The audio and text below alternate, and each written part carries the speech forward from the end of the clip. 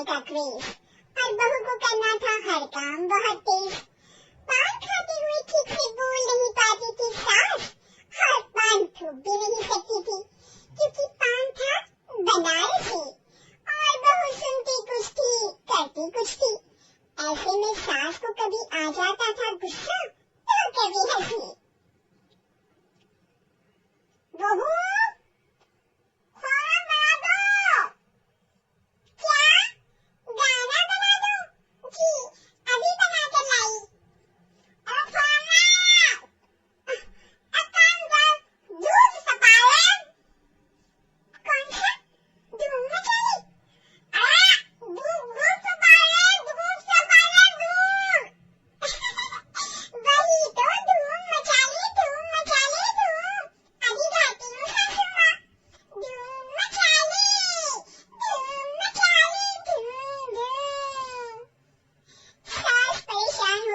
Sir पकड़ लेती है और बहू की हरकत देखकर वो बहू से कुछ नहीं कहती है।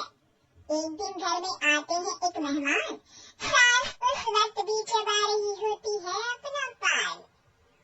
और बताया कैसे है, क्या कह रही हो? अरे पूछ रही है कैसे है? अरे नहीं कैसे है, कैसे है साहब? अरे कैसे है बोल रही हूँ, कैसे है आप कह दीजिए। अरे कैसे है साहब बोल रही हूँ, कैसे है साहब दे दीजिए। अरे पैसे क्यों मांग रही है, हमने तो उधार लिया है क्या आपसे? नहीं तो वही तो बोल रही है वही तो आपने पैसे लिए ही होंगे हमसे। अरे यार पान धूप दीजिए ना फिर बोल लीजिए। क्या ठीक से बोलिए ना। फूक दूंगी रुको थोड़ा, कह रही है ठोक दूंगी रुको थोड़ा। अरे हम मेहमान हैं आपके यहाँ, नाश्ता पानी की बात करने की जगह मारपीट की बात कर रही हैं। अरे नफरत कर लो हैं क्या बोल रही है, रास्ता पकड़ लो। सब बेइज्जती है यार, दोनों सास बहू मिलकर डरा धमका रही है। अरे रुको सही, आंसू करके आई, पान निकालूंगी रुको। क्या क्या कहना चाहती हो? अरे रुको भी, आंसू करके आई, पान निकालूंगी रुको। बस इतना कहकर सास चली जाती है थूकने पान, लेकिन बहू से सास की बात का मतलब पूछ लेते हैं मेहमान।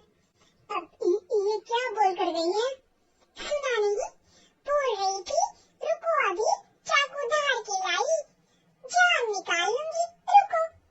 बस बहू की बात सुन के भाग जाते हैं गेस्ट और सास का पान थूकना भी चला जाता है वेस्ट। अरे मेहमान किधर गए?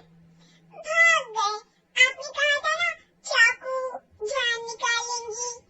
अरे बोला था आथू चाकू नहीं और पान निकालूंगी जान नहीं। अरे तू मेरी गजल का रीमिक्स बनाएगी तो लोग कुछ का कुछ तो समझेंगे ही।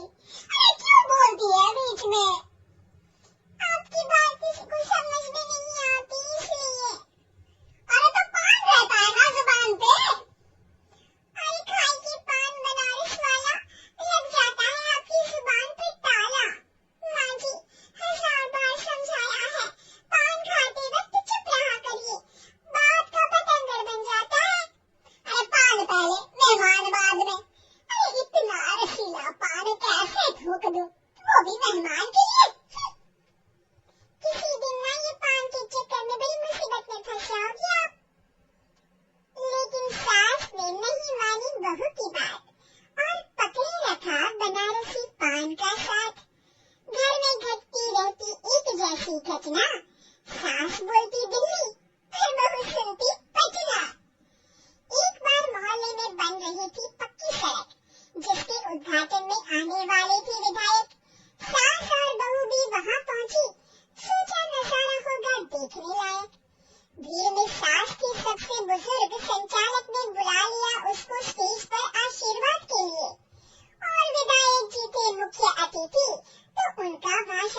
बाद के लिए। माँ जी, मोहल्ले में सबसे बुजुर्ग हैं आप, स्टेज पर आइए और नई सड़क के निर्माण के लिए आशीर्वाद रूपी 2 शब्द कहिए। जुबान पे रखी बनारसी पान सास मंच की तरफ बढ़ गई और पान खाती सास की बात को कोई नहीं समझेगा, ये सोच के बहू भी मंच पर चढ़ गई। नमस्कार मोहल्ले वालों, नमस्कार मोहल्ले वालों, मोहल्ले वालों, ठीक है समझी।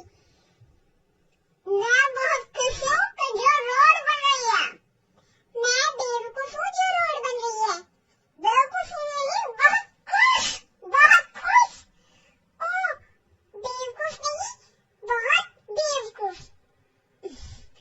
आम आदमी को विकास होगा, आम आदमी का विनाश होगा, विनाश नहीं विकास, विनाश नहीं विकास होगा। सॉरी सासू माँ, विधायक जी बहुत बढ़िया आदमी है, विधायक जी नॉटी बढ़िया आदमी है। अरे सासू माँ, ये क्या बोल रही हो?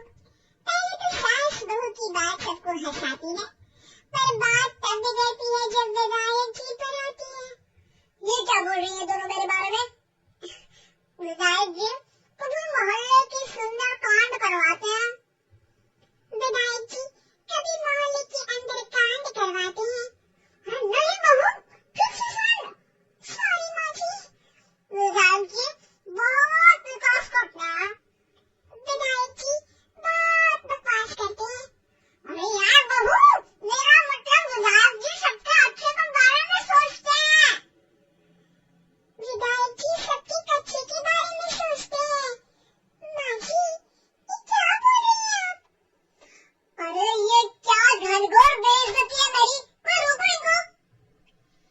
नेताजी का गुस्सा देखकर सास हो जाती है परेशान, बहू को डांटने के लिए स्टेज पर ही थूक देती है पान की पिचकारी की धार में होता है उछाल, सामने बैठे नेता का कुर्ता हो जाता है छींटों से लाल। विधायक जी मुझे माफ करो, अब मैं पान नहीं खाऊंगी।